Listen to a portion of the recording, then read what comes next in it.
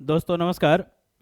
चलिए आज हम मेंस आंसर राइटिंग के सिलसिला में फिर नेक्स्ट वीडियो लेकर आपके सामने उपस्थित हैं और यूपीएससी का फाइनल रिजल्ट भी आया है। तो जिसका नहीं भी हुआ है चिंता करने की ज़रूरत नहीं यार। और हिंदी माध्यम का सिलेक्शन जितना भी हुआ है बहुत हुआ है, क्योंकि प्रीलिम्स का आप एक बार कट ऑफ जाके देखेंगे इतना कम क्वेश्चन गया है ना यार, जिससे कोई मतलब क्या बताएं। हमारे समय में जब हम एग्ज़ाम दे रहे थे 100+ कट ऑफ, 100 से नीचे तो कोई अनुमान ही नहीं लगा सकता है कट ऑफ 100 से नीचे आएगा। उसके बाद भी मैं इंटरव्यू तक गया था और अभी तो यार 74-75 यार क्या है ये कट ऑफ। तो जो भी छात्र हैं आप डिमोटिवेट ना हो, आप तैयारी कंटिन्यू करें, आपका सिलेक्शन 100% होगा। ठीक है, यदि आप डिमोटिवेट होकर तैयारी छोड़ देते हैं तो समस्या आपके लिए हो सकती है। हो सकता है आपको इकोनॉमिक चुनौती हो, इकोनॉमिक चैलेंज हो। यार चैलेंज है, हमसे संपर्क कर लो, हमारे फ़ोन नंबर पर हमसे बात कर लो, कोई चैलेंज नहीं है। और उसमें भी आप देखो कि बहुत सारे लड़के तो यार जो सेलेक्ट थे ऑलरेडी पहले, वो सेलेक्ट हुए रैंक सुधारने के लिए। आप जाके उसमें देखो कि बहुत लोग कहीं ना कहीं कोई नौकरी करता है, कोई पहले से यूपीएससी क्वालिफाइड था, ट्रेनिंग में था। तो यार आपके अपेक्षा तो उसको कम टाइम मिल रहा होगा ना पढ़ने का, आपको तो उससे अधिक टाइम मिल रहा है। तो फिर आप क्यों घबरा रहे हो कि मेरा नहीं होगा। बट कंटिन्यूटी होनी चाहिए थी, तभी आपका सिलेक्शन हो पाएगा। ये मुझे लगा कि थोड़ा बताना चाहिए था। और कट ऑफ कोई इतना हाई फाई नहीं गया है प्रीलिम्स में कि जिसको लेके हिंदी माध्यम हतोत्साहित हो कि यार हिंदी माध्यम का सिलेक्शन नहीं हो रहा है। तो आप हिंदी माध्यम से मेरा निवेदन है कि आप हतोत्साहित बिल्कुल ना हो। कट ऑफ बहुत अधिक नहीं गया है। 35 क्वेश्चन तो यार बेसिक पूछता है यार, जो कट ऑफ जा रहा है वो तो बेसिक पूछ रहा है। आप SC/ST का कट ऑफ देखोगे, SC/ST का कट ऑफ तो उससे अधिक नंबर उसको CCET में लाना पड़ता है जितना उसका कट ऑफ गया है। ठीक है, तो चिंता नहीं करना। चलिए हम मेंस पे आते हैं। और ये क्वेश्चन देख के यार, जब हम पहली बार इस क्वेश्चन को देखे, अभी खोले तो मुझे बहुत हंसी आई कि ये क्वेश्चन देखो और आप ऐसे का क्वेश्चन देखो। कैसे क्वेश्चन इस टाइप का नहीं आता है। और यार यहाँ तो विषाणु शब्द का प्रयोग किया गया। मुझे तो बड़ा हंसी लगा कि यार ये विषाणु तो कम से कम नहीं लिखना चाहिए था, कुछ और लिख देना चाहिए था यूपीएससी को। बट ठीक है, यूपीएससी है। तो आइए हम इस क्वेश्चन को तोड़ते हैं। और मैं बता रहा हूँ आपसे कि मेंस में मुझे ऑफलाइन यार क्लास बहुत लेना पड़ता है, तो माफ़ी चाहते हैं कि वीडियो आने में थोड़ा मेरा 2-3 दिन विलम्ब हो जाता है। तो आइए इस क्वेश्चन को देखते हैं, इस क्वेश्चन को तोड़ते हैं, फिर हम इसका भूमिका, बॉडी, निष्कर्ष सारा बताएंगे कि किस में क्या लिखना था। क्वेश्चन है कि संघर्ष का विषाणु। तो ये क्या हो गया, पहला संघर्ष का विषाणु। SCO, तो ये हो गया दूसरा। आप कहेंगे सर आपने SCO को दूसरा क्यों माना? क्योंकि हो सकता है G20 भी यहाँ पे आ सकता है। तो कहेंगे G20 में तो इतना संघर्ष नहीं है। अरे भाई सार्क आ जाए, SAARC जो हमारा सार्क है, जिसमें पाकिस्तान, भारत, दक्षिण एशिया के है। ऐसे बहुत सारे ब्रिक्स है, ब्रिक्स में क्या इंडिया चाइना का भी संघर्ष नहीं है? तो इसलिए हम आपको मान कि यही क्वेश्चन दोबारा हो सकता है, क्वेश्चन की भाषा यही हो, संगठन कोई दूसरा दे दे, तो फिर वो आपका वो आंसर लिखने का तरीका चेंज हो जाएगा, आपका वहाँ पे कंटेंट चेंज हो जाएगा, आपका वहाँ पे एग्जाम्पल चेंज हो जाएगा। तो आप समझ गए कि संघर्ष का विषाणु SCO के काम काज को, ठीक है, काम काज को, तो ये तीसरा हो गया, प्रभावित कर रहा है चौथा। ठीक है, प्रभावित कर रहा है चौथा। अब ये प्रभावित की जगह यहाँ पे योगदान में लिख सकता था, ये भी तो हो सकता है। फिर कह रहा है कि उपरोक्त कथन के आलोक में, ये हो गया हमारा पांचवा, समस्याओं को कम करने में, समस्याओं को कम करने में, तो ये हो गया हमारा 6। और भारत की भूमिका बताइए, ये हो गया 7। ठीक है, तो क्वेश्चन आपका ये था इस सेगमेंट में। अब इस पे अगर आप देखिए कोई दूसरा क्वेश्चन अगर हम इस पे ओरिजिनेट करें, तो वर्तमान में जिस तरीका से भविष्य, सॉरी हमारा विश्व, जो विश्व जिस अस्थिरता संघर्ष के दौर से गुजर रहा है, तो क्या यहाँ ये क्वेश्चन नहीं बन सकता है कि संघर्ष का विषाणु विश्व के कामकाज को प्रभावित कर रहा है? यही क्वेश्चन है कि संघर्ष का विषाणु विश्व के कामकाज को प्रभावित कर रहा है। उपरोक्त कथन के आलोक में समस्याओं को कम करने में यूनाइटेड नेशन की भूमिका बताइए। क्या ये क्वेश्चन आ सकता है या नहीं आ सकता, ये बताइए। मैं फिर से क्वेश्चन दोहरा दूं कि संघर्ष का विषाणु विश्व के कामकाज को प्रभावित कर रहा है, जिस तरीका से रूस, यूक्रेन, इजराइल अभी चला, इजराइल और ईरान, जिस तरीका से गाजा पट्टी चल रहा है समस्या, तो संघर्ष का विषाणु विश्व के कामकाज को प्रभावित कर रहा है। उपरोक्त कथन के आलोक में समस्याओं को कम करने में भारत की भूमिका बताइए। तो क्वेश्चन बन सकता है। तो फिर हम आपसे बता दें कि आप क्वेश्चन को एज्यूम करके नया क्वेश्चन बनाते हैं, या यहीं पे लिख दे WTO। अब देखिए अभी वर्तमान में जो UAE में, दुबई में WTO की बैठक हुई थी, उसमें कितने सारे मुद्दे निकल गए, कितनी सारी चुनौतियां हैं WTO का यार। तो यहाँ पे क्वेश्चन ये भी तो बन सकता है कि WTA के कामकाज को प्रभावित कर रहा है। तो उम्मीद करते हैं कि आप समझ गए होंगे चीज़ों को, और इस सेगमेंट में इसके आधार पर आप नया क्वेश्चन जनरेट करेंगे और आप उसका आंसर लिख लेंगे, ताकि भविष्य में यदि इस तरह की संगठन से कोई भी क्वेश्चन रिपीट होता है या इसके आधार पर कोई क्वेश्चन पूछता है तो आपको लिखने में कोई समस्या ना होगी, आप पहले से प्रिपेयर रहेंगे। ठीक है, तो चलिए ये क्वेश्चन आप पूरी तरह समझ गए होंगे। अब हम इसकी भूमिका पाते हैं कि भूमिका में क्या लिखना है, बॉडी में क्या लिखना है। तो SCO संगठन का आप बहुत बेहतर जानते हैं, SCO क्या है। तो आइए इसकी भूमिका का हम जिक्र करते हैं, भूमिका में क्या लिखना था। उससे पहले हमारा ये प्रयास यदि आपको अच्छा लगता हो तो आप हमारे चैनल को सब्सक्राइब कीजिए, लाइक कीजिए, और mains answer writing UPSC, UP, PCS, BPSC mains answer writing में यदि आपको कोई भी प्रॉब्लम हो आप हमारे दिए गए नंबर पर संपर्क कर सकते हैं। और मैं आपको फिर से बता दूं कि आप फर्जी मॉडल उत्तर से सावधान रहेंगे। यदि फर्जी मॉडल उत्तर से आप सावधान नहीं रहे तो मेंस आंसर राइटिंग आप कभी भी नहीं सीख पाएंगे। ये तरीका है मेंस आंसर राइटिंग सीखने का। मेंस आंसर राइटिंग एक आर्ट है, एक कला है। आप कंटेंट को अलग अलग तरीके से यूज करके उसको लिखते हैं। ठीक है, तो आइए हम भूमिका की बात करें। भूमिका में हमें क्या लिखना पड़ेगा। तो क्वेश्चन SCO से आप इतना तो समझ चुके हैं, क्वेश्चन SCO पे है। आइए थोड़ा देखें क्या है इसमें।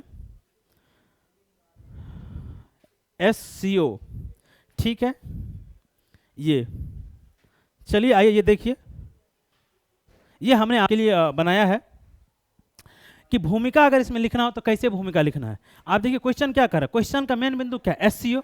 अब आप वायरस को डिफाइन तो नहीं करेंगे ना कि वायरस क्या है, आप SCO से आंसर लिखना शुरू करेंगे। तो क्या आप भूमिका में ये लिख सकते हैं, देखिए जो यहाँ पे लिखा हुआ है, तो क्या भूमिका में आप ये नहीं लिख सकते हैं कि SCO, मेरा भूमिका SCO शुरू हो जाएगा कि SCO एक अस्थाई अंतर सरकारी अंतरराष्ट्रीय संगठन है। ठीक है, ये आप लिख सकते हैं यहां पे भूमिका में कि SCO एक, सॉरी एक सेकेंड,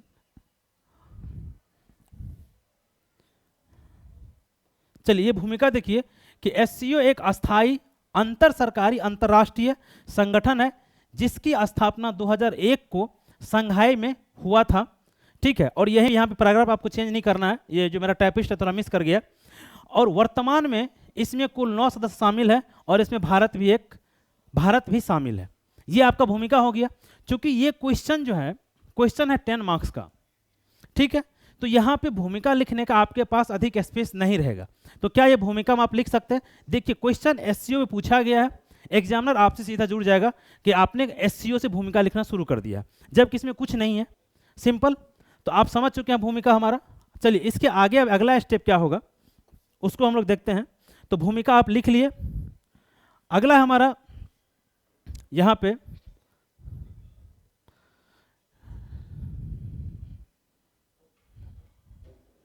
ये उल्टा पुल्टा कर दिया है यार। हाँ चलिए ठीक है, अब देखिए दूसरा हमारा PDF है, स्लाइड है। इसमें कह रहा है क्या कि SCO के कामकाज को प्रभावित कर रहा है।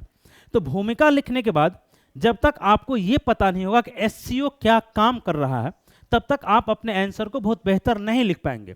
10 मार्क्स है, आपके पास स्पेस थोड़ा कम है, तो फिर भी आप क्या करेंगे, इतने सारे पॉइंट ना लिख के 2-3 पॉइंट ही एक पैराग्राफ में 2-3-4 लाइन में ऐसे आप सब हेडिंग बनाएंगे SCO के कामकाज। ठीक है, और यहाँ पे आप डैश देंगे, SCO के कामकाज को अंडरलाइन करके यहाँ पर आप डैश देंगे और लिख देंगे कि आपसी विश्वास, मित्रता, अच्छे पड़ोसी, राजनीति, व्यापार, अर्थव्यवस्था, विज्ञान, प्रौद्योगिकी आदि, बस यहीं पे आदि कामकाज हैं। तो ये क्या हो गया, SCO के कामकाज। तो आपने SCO बता दिया कि SCO क्या है भूमिका, और दूसरा बता दिया SCO के कामकाज। जब तक आप कामकाज को नहीं बताएंगे तब तक ये आप कैसे एक्सप्लेन करेंगे कि कैसे प्रभावित कर रहा है।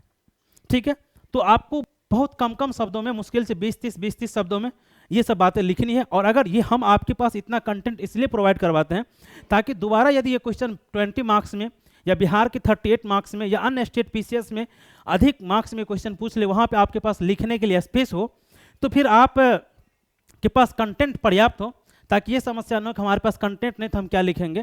तो ये इसीलिए हम आपको ये प्रोवाइड करवाते हैं। तो समझिए, आप नेक्स्ट स्लाइड में लिख दीजिएगा पैराग्राफ चेंज करके।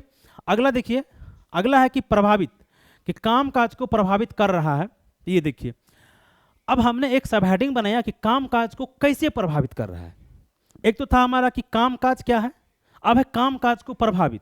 तो इस पॉइंट पर आप थोड़ा ज़्यादा फोकस करेंगे। फिर मैं कह रहा हूं कि 10 मार्क्स का क्वेश्चन, आपको इसमें से मात्र 1 या 2 पॉइंट को एक्सप्लेन करना है, क्योंकि आपके पास स्पेस नहीं है। बट हम इसलिए आपको दिए हैं ताकि आप अगर दोबारा इस क्वेश्चन को कहीं लिख रहे हो तो आपके पास कंटेंट की कमी ना हो। आइए पहला क्या देखिए, द्विपक्षीय तनाव। आपने एक पॉइंट इसको आपने अंडरलाइन कर दिया, आपने सब हेडिंग बनाया कि कामकाज को प्रभावित। आपने पहला पॉइंट बनाया जिस तरीके से बनना स्टार्ट देखे, द्विपक्षीय तनाव। अब द्विपक्षीय तनाव आप किसको, इस पॉइंट को आप 2 या 3 लाइन में अपने शब्द सीमा के अनुसार एक्सप्लेन कर देंगे। जैसे आप देखिए भारत और पाकिस्तान के बीच, भारत और पाकिस्तान दोनों एससीओ का मेंबर है, चाइना एससीओ का मेंबर है। तो भारत, पाकिस्तान, ईरान एससीओ का मेंबर है, आप जानते हैं। तो ईरान और पाकिस्तान के बीच समस्या चल रहा है। आप जानते हैं कि ईरान और पाकिस्तान अभी कुछ दिन पहले उन्होंने सर्जिकल स्ट्राइक मारा था, एक दूसरे पर बम दागा था। भारत और पाकिस्तान के बीच तो समस्या चल ही रही है, और भारत और चाइना के बीच भी। तो क्या ये द्विपक्षीय तनाव आप एक्सप्लेन कर सकते हैं एग्जाम्पल लेके, कि द्विपक्षीय तनाव में जो आपसी विश्वास होना चाहिए, ट्रस्ट डेफिसिट हो गया है, विश्वास घाटा हो गया है। भारत चाइना सीमा विवाद है, भारत पाकिस्तान विवाद है। हम ही 2 एग्जाम्पल क्यों नहीं, ईरान पाकिस्तान का एग्जाम्पल डाल देंगे।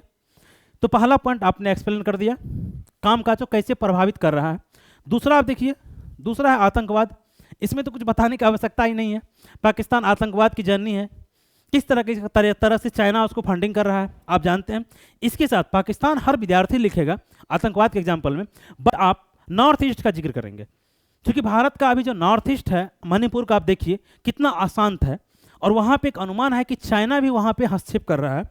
जो मणिपुर में जिस तरीका का संघर्ष चल रहा है, एक अनुमान है, एक विशेषज्ञों का ऐसा मानना है कि चाइना वहाँ पे हस्तक्षेप कर रहा है, मतलब वो उसको प्रमोट कर रहा है भारत को अशांत करने के लिए। तो आप आतंकवाद में पाकिस्तान के एग्जाम्पल के साथ साथ आप चाइना को भी लपेटेंगे, और साथ ही आप मणिपुर का एग्जाम्पल डालेंगे, तो ये आप आंसर को थोड़ा डिफरेंट बना देगा और थोड़ा अलग बना देगा। ठीक है। तीसरा है भू राजनीतिक प्रतिद्वंदता। अब देखिए पाकिस्तान का जो स्ट्रेटेजिक लोकेशन है, हम अगर व्यापार करना चाहें वेस्ट एशिया के साथ तो हमें काफ़ी समस्या आती है। आप जानते हैं कि अरब सागर होके, रेड सी होके हमें माल भेजना पड़ता है, लेकिन हमारा जो डायरेक्ट संपर्क होना चाहिए था उसमें पाकिस्तान एक बहुत बाधा उत्पन्न करता है। तो भू राजनीतिक प्रतिद्वंदता आप समझ गए कि भू राजनीतिक किस तरीका से चाइना और भारत के बीच, पाकिस्तान और भारत के बीच पीओके को लेके, या चाइना जिस तरीका से अरुणाचल प्रदेश को लेकर रहा है।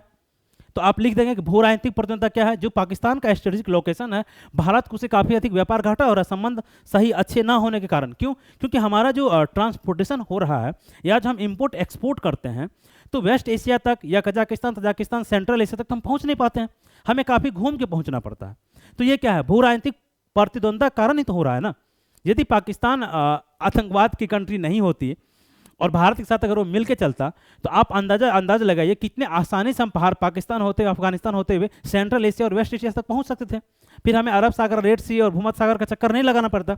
तो आप लिख देंगे कि भू राजनीतिक प्रतिद्वंदता किस तरीका से कामकाज को प्रभावित कर रहा है। समझ गए आप कि वहाँ एक पॉइंट था आर्थिक विकास यानी व्यापार, तो भू राजनीतिक प्रतिद्वंदता व्यापार को किस तरीका से प्रभावित कर रहा है। एक तो टाइम अधिक लगेगा, जो ट्रांसपोर्टेशन का कॉस्ट है वो अधिक बढ़ जाएगा। ठीक है, चलिए अगला है शक्ति संघर्ष। तो शक्ति संघर्ष क्या हो रहा है, अब चाइना जो है दक्षिण एशिया में ही नहीं, एशिया में ही नहीं, विश्व में चाह रहा है कि हम एक बड़ी शक्ति बन जाए, और भारत चाह रहा है कि हम विश्व गुरु बने। पाकिस्तान भी परमाणु एटम बम बनाने के होड़ में लगा हुआ है, परमाणु बम बनाने के होड़ में लगा हुआ है। तो शक्ति संघर्ष एग्जाम्पल आप दे देंगे कि जिस तरीका से चाइना के द्वारा दक्षिण चीन सागर में और मालदीव, श्रीलंका, पाकिस्तानी ग्वादर पे जिस तरीका से वो स्ट्रेटेजिक डेवलपमेंट अपना कर रहा है, इससे क्या है, ये शक्ति संघर्ष ही तो है। जिस तरीका से वो भारत को, भारत और चाइना कई सारे संगठनों में, आप कई सारे संगठन का जिक्र यहाँ मत कीजिए क्योंकि आपसे क्वेश्चन स्पेसिफिक एससीओ पूछा है, दोनों एससीओ का मेंबर है, लेकिन फिर भी दोनों में शक्ति संघर्ष इतना है कि भारत अपने स्तर से चाह रहा है चाइना को काउंटर करने के लिए। भारत ने भी तो मिडल ईस्ट एशिया और यूरोप एक कॉरिडोर की बात की है, तो हम तो करेंगे डेवलपमेंट के लिए, लेकिन आप देखिए चाइना भारत को स्ट्रेटेजिकली किस तरीका से, म्यांमार, श्रीलंका, मालदीव, पाकिस्तान का ग्वादर, तो इसका आप जिक्र कर देंगे इसमें कि शक्ति संघर्ष को लेके, और दोनों एशिया की बहुत बड़ी पावर है भारत और चाइना, तो ये शक्ति संघर्ष चल रहा है। अब अगला है संसाधन संघर्ष। तो संसाधन को लेके तो संघर्ष चल ही रहा है। अब अभी इसमें जो आप एग्जाम्पल डालेंगे संसाधन संघर्ष में, तो यार आप पुराना एग्जाम्पल नहीं डालेंगे। अभी रेयर अर्थ मटेरियल होता है, दुर्लभ पदार्थ जिसे हम कहते हैं, यह हमारा सेमी कंडक्टर है, ये सब क्या है, काफ़ी उपयोग की चीज़ें हैं, ये इस पर हमारा भविष्य है, 5G 6G या जो हम टेक्नोलॉजी को डेवलप कर रहे हैं। तो जो रेयर अर्थ है उस पर लगभग अधिकांश रेयर अर्थों पर चाइना का ही कब्जा है। और कुछ दिन पहले चाइना ने कहा कि हम इसके एक्सपोर्ट को रेगुलेट करेंगे। जो सेमी कंडक्टर है, ताइवान आप जानते हैं, ताइवान उसका हब है, और दुनिया के जो भी देश हैं या एससीओ के जो भी देश हैं उन सबों की अपेक्षा ताइवान पे चाइना का थोड़ा अधिक अपेक्षाकृत अधिक कंट्रोल है। तो सेमी कंडक्टर पे, रेयर अर्थ मटेरियल पे, जो कि भविष्य की तकनीक का एक आधार है, उस पर अत्यधिक नियंत्रण चाइना का है। तो आप ये वाला एग्जाम्पल डालेंगे, ना कि कोयला डीजल पेट्रोल का एग्जाम्पल डालेंगे, तो फिर वो पुराना एग्जाम्पल हो गया। ठीक है, ये एग्जाम्पल डालें किस तरीका से संसाधन संघर्ष, रिसोर्स का संघर्ष चल रहा है। तो समझ गए, इन सब चीज़ों ने एससीओ के कामकाज को प्रभावित किया है। ठीक है, अब इसमें अगला आता है, तो ये हमारा बॉडी का पॉइंट है, लेकिन फिर हम बता रहे हैं आपको कि इसको ज़्यादा एक्सप्लेन आपको नहीं करना है, 2 या 3 पॉइंट ही आप एक्सप्लेन करेंगे। क्यों? क्योंकि आपके पास स्पेस नहीं है। जहां आपके पास स्पेस होगा वहां आप इन सारे पॉइंट को एक्सप्लेन करेंगे। अब आता है भारत के कामकाज को प्रभावित करने वाला। ठीक है, तो आइए हम देखते हैं कि भारत के कामकाज को कैसे उन्होंने प्रभावित किया। हाँ, भारत की भूमिका, चलिए समस्या को कम करने में भारत की भूमिका, एक टॉपिक यहाँ पे लगा जो फाइनल क्वेश्चन का, कि समस्या को कम करने में भारत की भूमिका बताइए। एक तो आपने पहला पैराग्राफ बनाया या पहला 2-3 पॉइंट ये बनाया कि कामकाज को कैसे प्रभावित कर रहा है, 2-3 पॉइंट वहाँ भी देना है, ऐसा नहीं कि नहीं देना है, फिर आपका आंसर कंप्लीट माना जाएगा। और जो मेन फोकस आपका होना चाहिए था वो इस पर कि समस्याओं को कम करने में भारत की भूमिका। तो अब आप भारत की भूमिका का जिक्र करें कि समस्या कम करने में भारत की भूमिका। आपने एक सब हेडिंग यहाँ पे बनाया, सब हेडिंग बनाई, इसको आपने अंडरलाइन किया, और लोकतांत्रिक प्रक्रिया यानी बातचीत और सहयोग। तो आपने पहला पॉइंट लिखा क्या, लोकतांत्रिक प्रक्रिया, पहला पॉइंट। आपने फिर इसे एक्सप्लेन किया 2 या 3 लाइन में, जो भी आपको याद आ रहा है शब्द के हिसाब से, 2 या 3 लाइन, ज़्यादा नहीं। लोग भारत, देखिए भारत क्या है, दक्षिण एशिया का ही नहीं दुनिया का सबसे बड़ा लोकतंत्र है और प्रगतिशील लोकतंत्र है। एससीओ में जो कंट्री है तो अधिकांश कंट्री में लोकतंत्र है, रसिया में भी लोकतंत्र है, वो आरोप लगता अलग बात है, इंडिया में लोकतंत्र है, जो कजाकिस्तान है वहाँ भी डेमोक्रेसी है, चाइना भी कहता है कि हम अपने तरफ से हम डेमोक्रेटिक कंट्री हैं। तो सभी डेमोक्रेटिक कंट्री वाले देश हैं। और डेमोक्रेटिक कंट्री में होता क्या है, बातचीत, सहयोग, सुझाव, सकारात्मक प्रयास, इन सब से समस्याओं का समाधान हो सकता है और होता है। तो भारत एक लोकतांत्रिक प्रक्रिया, भारत को अपने कूटनीति के द्वारा एससीओ में लोकतांत्रिक गतिविधियों को अत्यधिक मजबूत करना चाहिए था, सक्रिय बनाया जाना चाहिए था, जिसके परिणाम स्वरूप या जिससे बातचीत, सहयोग, सकारात्मक प्रयास के द्वारा शांति स्थापित की जा सकती है, सुरक्षा कायम किया जा सकता है, आपसी सहयोग को बढ़ाया जा सकता है, विश्वासघाटा को कम किया जा सकता है। आपने क्या लिखा कि समस्या को कम करने में भारत की भूमिका। तो भारत, चूंकि पहला पॉइंट ये आप एक्सप्लेन कर दिए कि भारत एक लोकतांत्रिक देश है और लोकतांत्रिक देश में भारत में लोकतांत्रिक प्रक्रिया काफ़ी मजबूत है। यहाँ पे सहयोग और सुझाव और बातचीत के द्वारा बहुत सारी समस्याओं का समाधान किया जाता है। तो क्वेश्चन आपको सिर्फ एससीओ के संदर्भ में पूछा है, तो आप पहला पॉइंट लिखे कि लोकतांत्रिक प्रक्रिया में भारत इस तरीका से अपनी भूमिका को निभा सकता है, पहला। दूसरा पॉइंट है, देखिए आतंकवाद पर नियंत्रण। पाकिस्तान जिस तरीका से आतंकवाद को समर्थन दे रहा है और भारत जिस तरह से आतंकवाद का विरोध कर रहा है, काउंटर कर रहा है, अगर एससीओ में एक सहमति, जिसे अभी हाल फिलहाल में एससीओ की पहले भारत में बैठक हुई, तो उस पर काउंटर टेररिज्म को लेके बातचीत हुआ है, सकारात्मक बातचीत हुआ है। ठीक है, बरसत्ते ये है कि परंतु समस्या ये है कि एक्टिवली उस पर काम नहीं हो रहा है। जिस तीव्र गति के साथ, जिस तेजी के साथ एससीओ मेंबर को उस पर रिस्पॉन्ड करना चाहिए था, कार्य करना चाहिए था, वो नहीं हो रहा है। तो उसमें तीव्रता लाने की जरूरत है सभी देशों के सहयोग से। तो आतंकवाद पर यदि नियंत्रण, देखिए भारत और पाकिस्तान दोनों एससीओ के मेंबर हैं, दोनों में तनाव का मुख्य बिंदु क्या है, आतंकवाद। तो यदि आतंकवाद पे कंट्रोल हो जाए तो समस्या का समाधान हो सकता है। तो आपने दूसरा इसे एक्सप्लेन किया। तीसरा है कनेक्टिविटी, पहला नहीं, कनेक्टिविटी पहल होना चाहिए था, इसको फिर आप एक्सप्लेन कीजिए। अब इसे हमारा गैस पाइपलाइन था तापी, तजाकिस्तान, अफगानिस्तान, पी से पाकिस्तान और आई से इंडिया। तो तापी, लेकिन अभी क्या अधर्म, पाकिस्तान की वजह से ये अधर्म लटका हुआ है।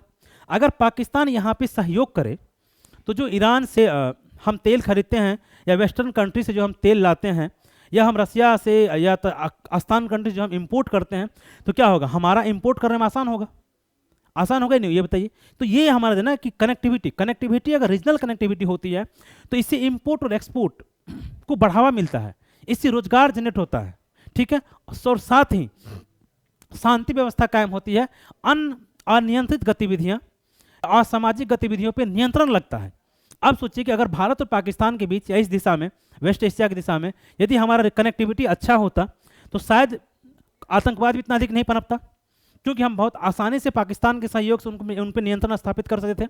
लेकिन सबसे बड़ा जो कनेक्टिविटी होता है वो इंपोर्ट और एक्सपोर्ट में बहुत मेजर भूमिका निभाता है। तो आपने कनेक्टिविटी पर लिख दिया। अगला है बहुपक्षवाद। अब देखिए बहुपक्षवाद क्या होता है। जैसे दुनिया जब आज़ाद हो रही थी तो एक तरफ रसिया था, एक तरफ अमेरिका था, तो उस समय दुनिया दो ध्रुव में था। फिर जब यूएसएसआर का विघटन हो गया, यानी यूएसएसआर उसका जब विघटन हो गया, रसिया बन गया और आस्तान कंट्री बन गया, तो फिर अमेरिका सिर्फ सुपर पावर बचा। और जो अभी उसके बाद क्या हो, सुपर पावर अब अमेरिका और चाइना के बीच संघर्ष चल रहा है। तो ये नहीं हो, तो भारत का हमेशा से रहा है कि बहुपक्षवाद का समर्थन होना चाहिए था कि जो जिस क्षेत्र में, जैसे हमारा दक्षिण एशिया में हम भारत स्ट्रांग है, तो भारत को यहाँ पे क्षेत्रवाद में अपने सहयोग, अपने पड़ोसी देशों के साथ सहयोग लेके चलना चाहिए था। लेकिन चाइना यहाँ पे इंटरफेयर कर रहा है। तो बहुपक्षवाद की मतलब सभी पक्षों को आप लेके चलिए, ऐसा नहीं कि आप डोमिनेट कीजिए। तो चाइना का देखिए क्या होता है, वो डोमिनेट करता है कि अभी देखिए कितने सारे दक्षिण एशिया के या दक्षिण पूर्व एशिया के देशों को वो अपने कर्जे के जाल में फंसा के वो डोमिनेट कर रहा है। तो ये बहुपक्षवाद कि सभी पक्षों को सुन के उसकी राय, मशवरा, सलाह, बातचीत, सहयोग से हमें सकारात्मक पहल करना चाहिए था, विकासात्मक दिशा में, सहयोग की दिशा में काम करना चाहिए था। आप इस पॉइंट को लिखेंगे कि बहुपक्षवाद का समर्थन करना चाहिए था, न कि एकात्मकतावाद का, जिस तरीका से चाइना कर रहा है। आपने इसे एक्सप्लेन किया। अब लास्ट पॉइंट हमारा पीपुल टू पीपुल कनेक्ट, जैसे नागरिक। अब देखिए जो एसओ कंट्री है, कई बार हम लोग जब देखते हैं कि दो देश के बीच अगर हमें रिलेशनशिप बढ़ाना होता है तो हमने पीपुल टू पीपुल कनेक्ट पे ज़्यादा ध्यान देते हैं कि वो उस देश के खिलाड़ी हमारे देश के खिलाड़ी के साथ क्रिकेट खेल रहा है या अन्य गेम खेल रहा है, या वहाँ के अधिक प्रवासी हमारे यहाँ रहते हैं, हमारे प्रवासी हमारे लोग उनके यहाँ रहते हैं, तो पर्यटन के लिए उसके यहाँ जाते हैं मेडिकल वीजा पे, एजुकेशन के लिए। तो ये क्या होता है, ये होता है पीपुल टू पीपुल कनेक्ट। तो इसको जो एससीओ के कंट्री हैं, जैसे अभी आप देखिए रसिया में लोग जाते हैं, भारत के लोग मेडिकल की शिक्षा लेने के लिए रसिया जाते हैं। जब यूक्रेन समस्या आई थी कितने लोग यूक्रेन में फंसे थे। तो ये होता है पीपुल टू पीपुल कनेक्ट। तो जो एससीओ के कंट्री हैं इनके आपस में बीच में पीपुल टू पीपुल को कनेक्ट होना चाहिए था। अब सचिन सीमा वाला कनेक्शन नहीं होना चाहिए था, ठीक है, कि आपसी कनेक्शन कि हम आपके यहाँ पर्यटन के लिए जा रहे हैं, आप हमारे यहाँ पर्यटन के लिए आ रहे हैं, हम आपके यहाँ एजुकेशन के लिए जा रहे हैं, आप हमारे यहाँ आ रहे हैं, हम आपके से हमारे इंडिया के कितने सारे लोग खाड़ी देशों में रोजगार के लिए जा रहे हैं, तो हम आपके यहाँ रोजगार के लिए जा रहे हैं, आप हमारे यहाँ रोजगार के लिए आ रहे हैं। तो ये होता है पीपुल टू पीपुल कनेक्ट। अगर इन सब चीज़ों पर काम किया जाए तो निश्चित रूप से भारत की भूमिका बहुत महत्वपूर्ण होगी और इन समस्याओं को कम करने में। तो पीपुल टू पीपुल कनेक्ट जो होता है, जैसे भारत के चाइना के लोगों के साथ प्रतिद्वंद्विता ना हो, आपसी सहयोग हो। तो जब देखिए जनता अगर सहयोग करेगी तो सरकार अपने आप सही हो जाती है। अगर एक हो कि नहीं सरकार इस स्तर पर नहीं, जनता जो चाहती है सरकार उसे अनुसार काम करती है। अगर पीपुल टू पीपुल में कोई दुश्मनी ना हो तो सरकार के बीच दुश्मनी तो होगी नहीं। तो इस देश की सरकार चाइना अपने जनता को खुश करने के लिए, जो जिनपिंग की तानाशाही है उनको रोकने के लिए, वो इंडिया पे इस तरह का छद्म वार चलाते रहता है कि नहीं, वो भी राष्ट्रवाद का सहारा लेता है कि हम अमेरिका भारत के साथ ऐसा कर रहे हैं। तो वो अपने नागरिक को खुश करने के लिए कर रहा है ना। और यदि अगर चाइना और भारत के नागरिकों के साथ संबंध अच्छे हों तो क्या होगा, फिर सरकारें फिर ऐसी नहीं करेगी, क्योंकि वहाँ पे विरोध हो जाएगा ना, तो जनता विरोध कर देगी। तो ये है पीपुल टू पीपुल कनेक्ट।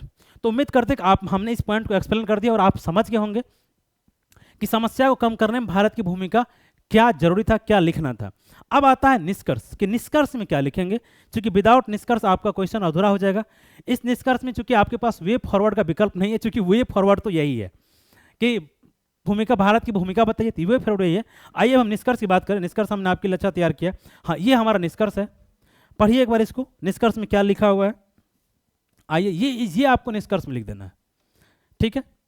यहाँ पे क्या लिखा, भारत प्रगतिशील लोकतांत्रिक देश है, सीधी सी बात है, आप जानते हैं। तो हमने क्या किया, देखिए भूमिका हमने एससीओ शुरू किया था और पूछ रहा है क्या भारत की भूमिका, तो हमने क्वेश्चन को लाके समाप्त कर दिया भारत पे, क्योंकि अगर यहाँ पर आप एससीओ पे समाप्त करते तो थोड़ा सा उल्टा हो जाता, और अगर भारत से शुरुआत करते भूमिका तो आंसर उल्टा हो जाता। यही होता है कि भूमिका वाले कौन सी पॉइंट कहाँ लिखना है, इसी को कहते हैं सजाना। ठीक है, फिर से हम बता दें, यदि मेंस आंसर राइटिंग में आपको कोई प्रॉब्लम हो तो आप हमारे दिए गए नंबर पर संपर्क कर सकते हैं, UPSC, UPPCS and BPSC mains answer writing में। और ये प्रयास यदि हमारा अच्छा लगता हो तो आप हमारे चैनल को सब्सक्राइब कीजिए, वीडियो को लाइक कीजिए, और फर्जी मॉडल तर से सावधान रहेंगे।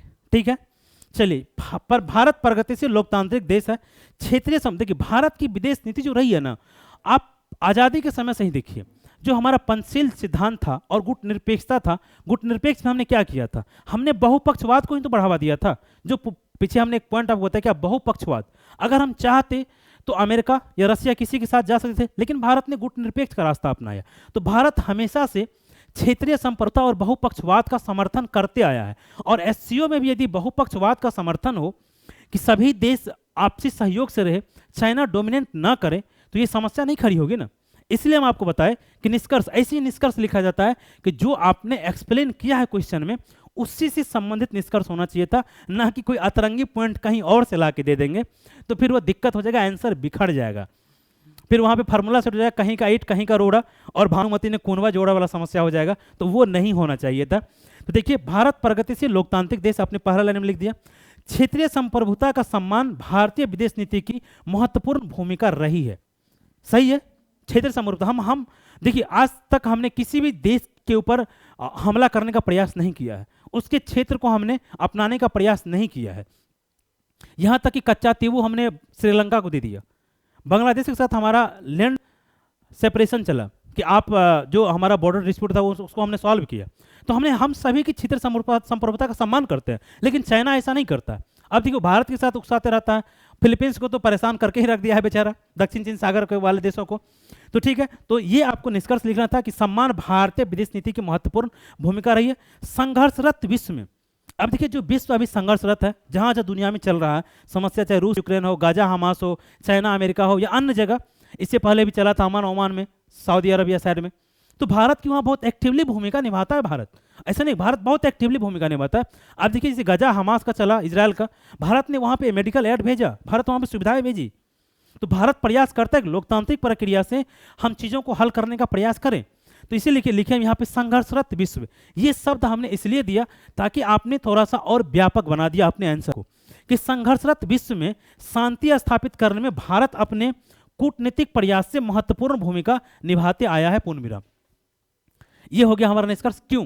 तो निभाते आया है, दैट मीन्स कि यही लोकतांत्रिक प्रक्रिया में कूटनीतिक प्रयास से भारत एससीओ में भी महत्वपूर्ण भूमिका निभाएगा और एससीओ की समस्या को सॉल्व कर देगा।